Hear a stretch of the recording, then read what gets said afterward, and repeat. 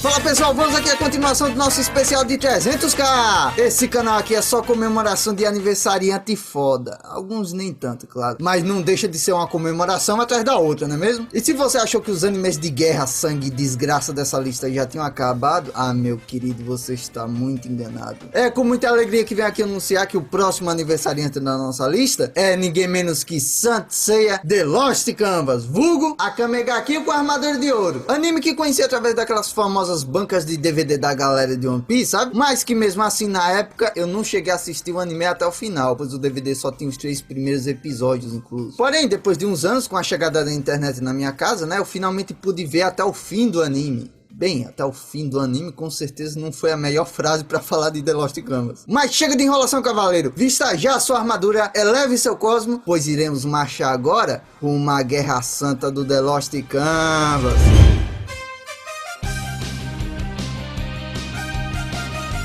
Geralmente eu gosto de iniciar elogiando a abertura do anime, mas não dá, velho. Gosto muito da abertura de The Lost Canvas, mas o encerramento é de lascar o cocorô. É até estranho falar isso, visto que o encerramento consiste apenas em um JPEG sendo queimado aos poucos, mas Laços de Flor é uma música que marcou tanto que eu ouso dizer que o encerramento de The Lost Canvas brasileiro bate de frente com o original. Soltei a polêmica no ar. E bem, The Lost Canvas, eu gosto de chamá-lo assim. Na verdade, a maioria pegou a mania de não chamá-lo de Saint Seiya. Apesar de ser um spin-off de Cavaleiros do Zodíaco, a forma como ele apresenta tudo é muito diferente do clássico. Tanto que tem gente que fala que não gosta do Cavaleiros do Zodíaco clássico, mas ama o The Lost Canvas. E não é por menos, afinal esse anime tem uma narrativa full frenética, nenhum episódio você ficar acomodado. A animação nem se fala, bate de frente com todos os gigantes que foram lançados naquele ano, mas nem toda a boniteza nos animes é feita de animação boa, né? Pois existe outro grande ponto de The Lost Canvas, que ele se supera ao anime clássico. Caraca de Designe. O design de The Lost Canvas é muito diferente do clássico e pra mim ele é muito mais atraente.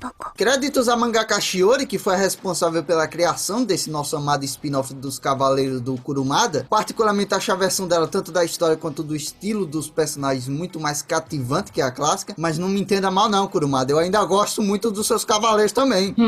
Inclusive eu assisti o anime através do canal do YouTube da TMS, que foi quem produziu o anime. Tem lá todos os episódios dublados e ainda por cima numa qualidade ótima. Eu vou deixar aí nos cards a playlist deles de The Lost Canvas, caso queiram dar aquela maratonada legal depois. E também porque não se juntar nos comentários aos maiores viúvos dos animes depois dos viúvos do Adão, os viúvos de The Lost Canvas. Gente, bora assinar um baixo assinado aí pra ver se o anime volta. The Lost Canvas conta nada mais nada menos do que os acontecimentos de mais uma das guerras santas de Cavaleiros do Zodíaco. Guerra Santa? Isso aí rima com Guerra do Grau, hein, Matheus? Exato, menino bom. Assim como enfeite de santa, essa guerra tem apenas um nome. Essa guerra ocorre a cada 2 séculos, tendo de um lado o exército dos mortos, comandados pelo deus Hades, e do outro os cavaleiros, comandados pela deusa da terra Atena. Sendo que um lado deseja destruir a humanidade e o outro deseja protegê-lo. Aqui iniciamos a história mostrando os 2 personagens principais, Tema e Alone, que são 2 órfãos que moram em um vilarejo ali localizado na Itália. Alone é um pintor nato. Vemos seu enorme talento no começo do episódio, enquanto mesmo pinta uma pintura ali de um anjo na igreja do seu vilarejo, até que durante o seu trabalho, um padre novo decide conhecê-lo. E quem ele é? Kirei, meus... Digo, não nos é revelado ainda o seu nome, mas a única informação que temos é que ele veio da Catedral da Floresta, um local conhecido por abrigar uma lendária pintura em seu interior. Essa pintura é proibida ao público geral e dizem que ela é tão bela que um mero vislumbre dela visto pelos olhos de um pecador fará o mesmo se arrepender de todos os seus pecados. O padre então questiona o garoto do porquê dele não ter pintado os olhos do anjo da pintura dele, e o Alone responde dizendo que ainda não conseguiu encontrar o tom de vermelho perfeito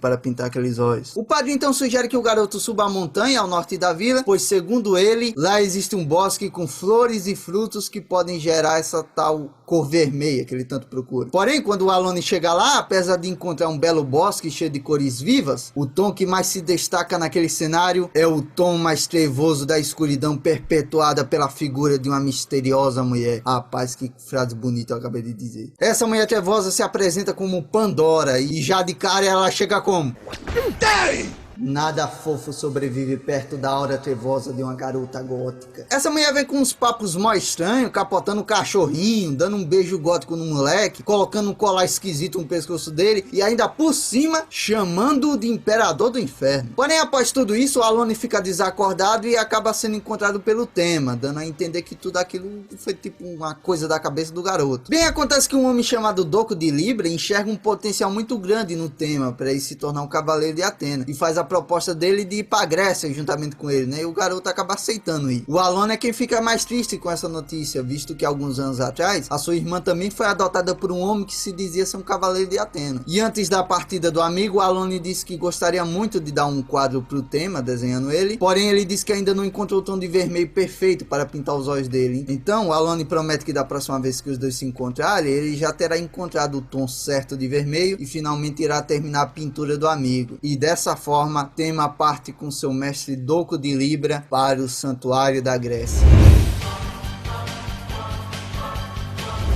São os Cavaleiros de Atena? É uma ordem de cavaleiros da Century? É um grande pecado não saber a resposta para essa pergunta, e por isso, se você ainda não sabe, irei tirar esse fardo de você, meu querido. Você provavelmente já deve ter visto algum Cavaleiro do Zodíaco passando pela sua timeline. Esses caras aí lutam pela deusa Atena, uma deusa grega que a cada 200 anos reencarna no corpo de uma garota mortal. Essa deusa tem como principal vontade a proteção da terra, e os Cavaleiros de Atena nada mais fazem do que proteger a sua deusa e também esse mesmo propósito.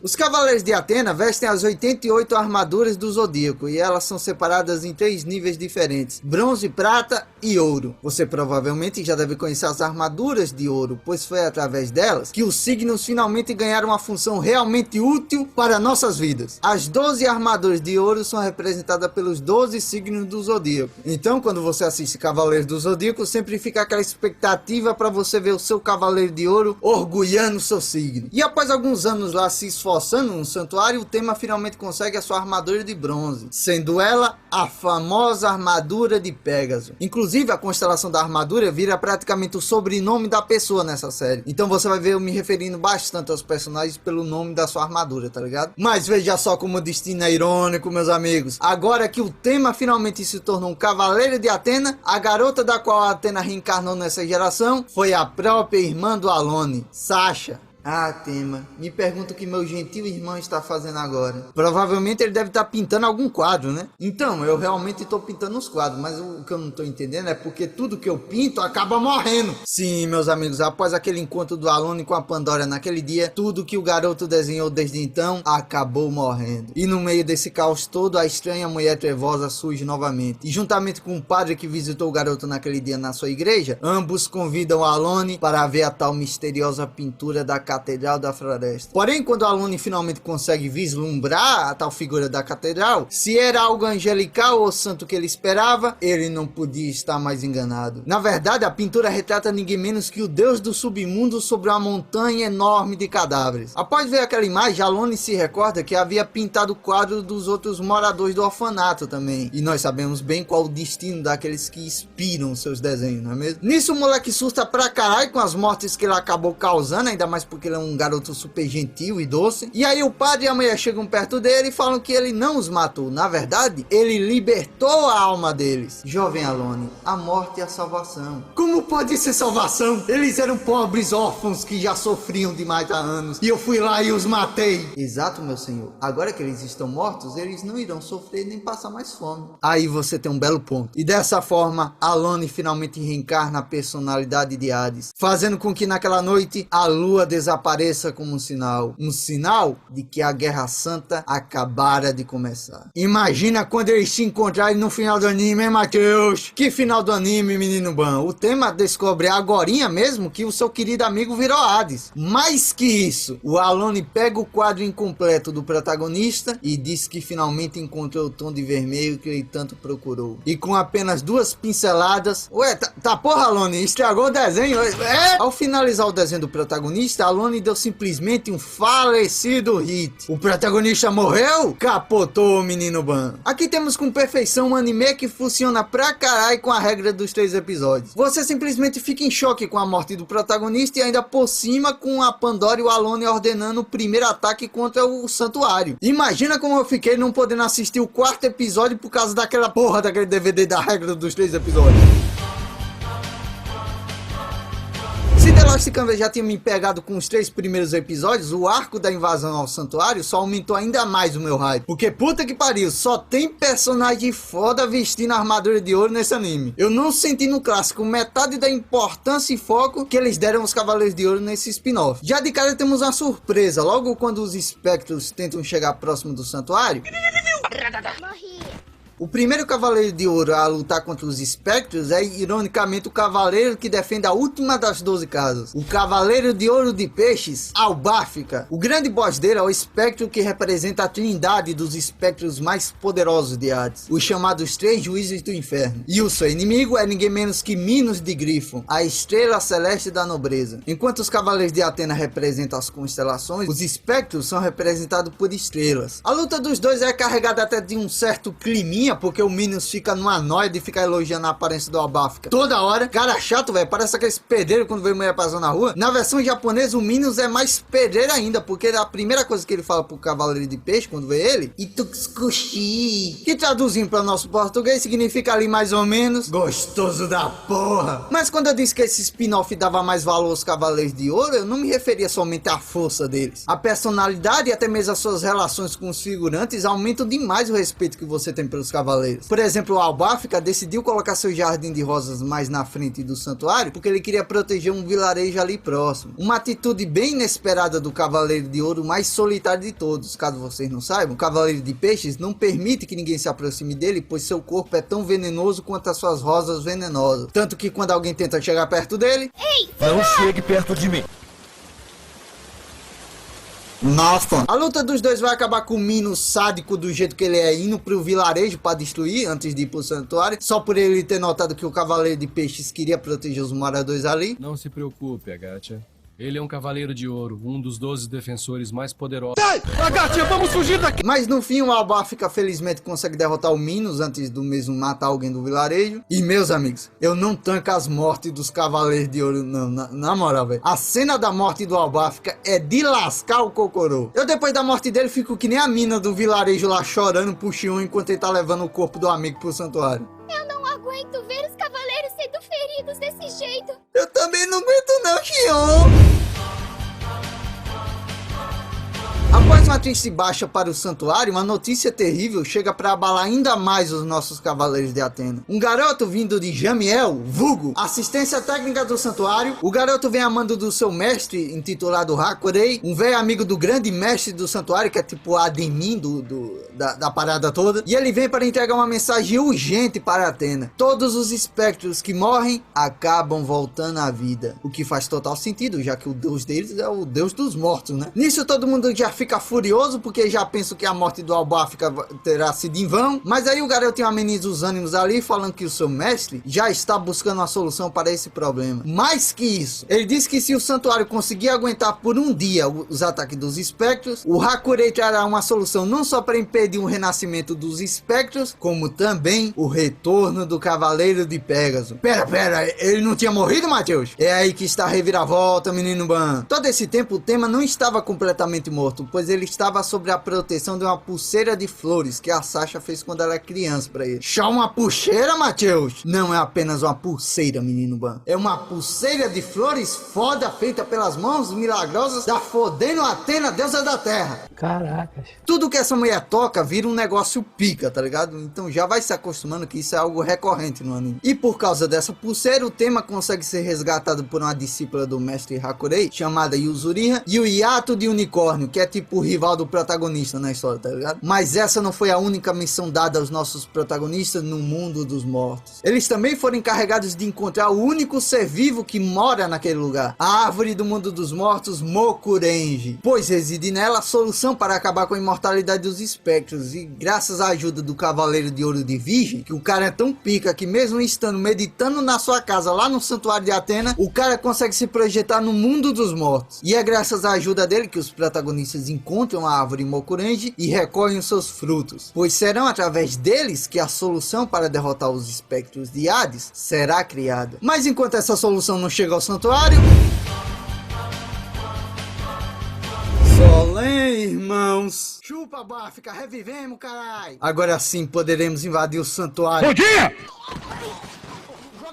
Sim, esses são os mesmos espectros lá que as rosas do Albáfica tinham capotado. E para o azar deles, havia um cavaleiro de ouro guardando o caixão à espera da ressurreição deles. E ele é ninguém menos que Aldebaran, o cavaleiro de ouro de touro. Ele facilmente os manda de novo pro colo do senhor do outro mundo, porém... é do céu que vem o verdadeiro boss do nosso Cavaleiro de Ouro, Cagarro de Venu, a estrela celeste da violência. Matheus, já tô ligando aqui pra funerária pra preparar o caixão do meu parente aí. Calma, menino Ban. Realmente a luta dos dois chega num momento que é muito desesperador pro lado do touro. Cagarro chega até a usar sua mais poderosa skill, a crucificação Anki, um golpe que crucifica o inimigo com chamas até que elas consumam totalmente o seu corpo, mas mesmo assim, o Cavaleiro de Touro sempre se ergue para continuar lutando. Inclusive, esse tipo de cena sempre tem Cavaleiros do Zodíaco. Tanto ele como o Albáfica pareciam que tinham morrido em algum momento da luta, mas do nada se levantaram para lutar ainda mais fortes. Parece até aquele jogo de PlayStation 2 de Sensei, que quando tu morria aparecia a Atena chamando por você enquanto tu apertava bem rápido os botões para poder se levantar de novo. Sendo que a cada levantada a próxima se tornava praticamente impossível. E o fim da batalha é bem inesperado, porque não, o Aldebaran não morre. Na verdade, ele mostra o quão poderoso é usando a sua mais poderosa skill, Supernova Titânica. Mas ele não capota o Cagarro propositalmente porque ele enxerga no espectro alguém com um bom coração, fazendo com que a estrela da violência parta em retirada derrotado não só fisicamente como também moralmente. Matheus, o Aldebaran morreu? É a reviravolta do santuário? E já que você falou do santuário, menino Ban, ele acaba recebendo um visitante inesperado, Alone. Porém, o deus do mundo dos mortos decide descer no santuário por cima do relógio. Em outras palavras, ele não vai subir pelas 12 casas.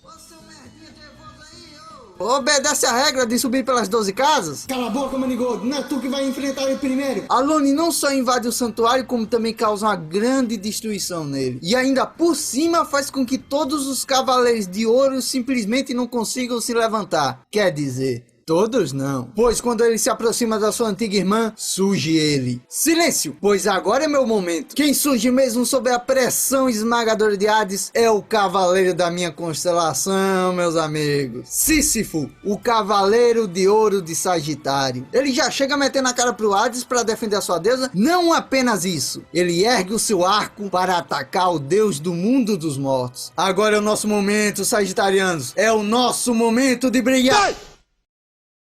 Após o Hades ter usado de truques sujos contra um honroso cavaleiro de Sagitário, uma luz começa a invadir o santuário. E dela surge ninguém menos que Tema de Pégaso revivido, carregando em suas mãos um estranho rosário. Lembram da missão dos 3 protagonistas de encontrar os frutos da Mokurenji no mundo dos mortos? Então, aquele rosário ali é feito pelos frutos da Mokurenji. Quer dizer, não apenas deles, pois o Asmita, o cavaleiro de virgem lá, precisou sacrificar a própria vida para que aquele rosário ali se tornasse a arma definitiva contra os espectros. E graças ao sacrifício do Asmita, todas as almas dos espectros que estavam mortas ali no santuário acabaram sendo seladas no rosário. E agora, os 3 amigos de infância enfim se reencontram. Estava ansioso aguardando a sua chegada, Tema. Enzo, por que saiu sem avisar a maninha, hein? Ai, meu Deus, meu trevozinho, por que você saiu sem avisar a mamãe? O encontro acaba sendo finalizado com a chegada da Pandora. Sim, o Alone saiu escondidinho pra ir pro santuário, ele não avisou a ninguém. Porém, antes de partir pra casa com a sua babá, Hades finalmente revela para todos do santuário o seu grande plano. De repente, o céu inteiro começa a ficar coberto de pinturas de anjos com rostos humanos, e aquilo é nada mais nada menos do que a obra definitiva que o Alone irá pintar, o The Lost Canvas. Usando seus poderes de Deus da Morte, Alone irá fazer a maior das pinturas com o rosto de todas as pessoas da Terra. E se você já ligou os pontos, deve ter lembrado o que acontece com todos que acabam sendo desenhados pelo Alone. Quando The Lost Canvas for finalizado, todas as almas da Terra serão capotadas. Os 3 juízes do inferno não são os servos mais fortes do Imperador do Mundo dos Mortos. Abaixo de Hades e acima dos 108 espectros existem os 2 deuses gêmeos. Thanatos, o deus da morte, e Hypnos, o deus do sono. Eles surgem putaço da vida com a Pandora por ela ter deixado o Hades sair que nem um mimado de casa e torturam a mulher para que ela não volte a vacilar com o propósito deles. Por causa dessa bronca dos deuses gêmeos, Pandora decide mandar 2 espectros para o santuário com a missão de matar o Tema de Pégaso, pois segundo os deuses gêmeos, Tema é o maior obstáculo emocional para que Hades possua completamente a personalidade de Alone. E se você ficou surpreso do Aldebaran não ter morrido pro cagarro, eu sinto lhe informar. Mas a fim de proteger o Tema dos assassinos que a Pandora mandou, o Aldebaran de Touro luta até a morte contra os espectros. Inclusive, que cena foda, meus amigos. O Aldebaran só consegue matar um dos espectros, pois o outro usou um golpe que faz o coração do adversário parar de bater. Bicho roubado da porra, velho. Porém, quando o espectro estava prestes a atacar o Tema, finalmente posso acabar com Pégaso. Bora, porra, levanta! Você já morreu. Eu quebro essa porra de controle, mas tu levanta. Eu sei, porra, digo... Perdão, Atena, eu tô tentando levantar aqui. Eu consegui levantar 2 vezes, filho da puta. Supernova Titânica! Arrepiada aqui. Acontece que após perceber que a Pandora está mandando assassinos para lhe matar, o Tema decide deixar o santuário para que mais ninguém morra por sua causa. E com Yato e Uzuriha se juntando a ele nessa empreitada, os 3 partem juntos para o castelo de Hades. E dessa forma, entramos na segunda parte da primeira temporada de The Lost Canvas.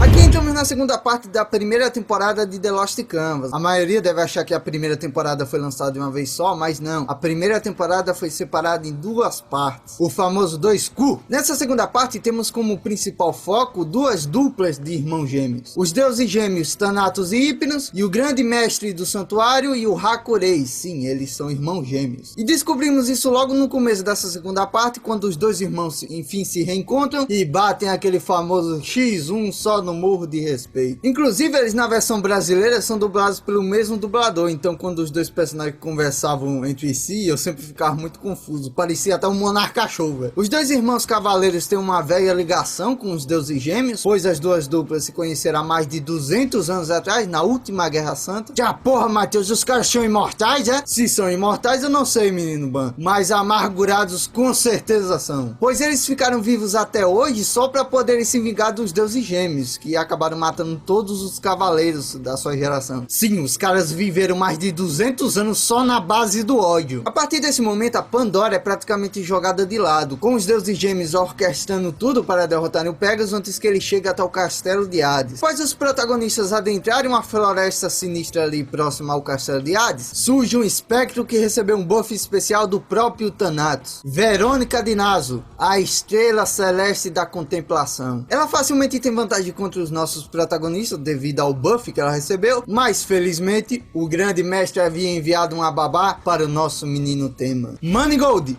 o Cavaleiro de Ouro de Câncer. Com certeza um dos Cavaleiros de Ouro mais amados de The Lost Canvas, devido à sua falta de amor pelos próprios companheiros. Eu vou bater nesse filho da puta com esse filho da puta! Ou também pela sua grande ousadia. Quero ver ter ousadia quando os deuses gêmeos irem atrás dele. Ah, menino Ban, lógico que eles não vão atrás dele, né? Lógico, né? Na verdade...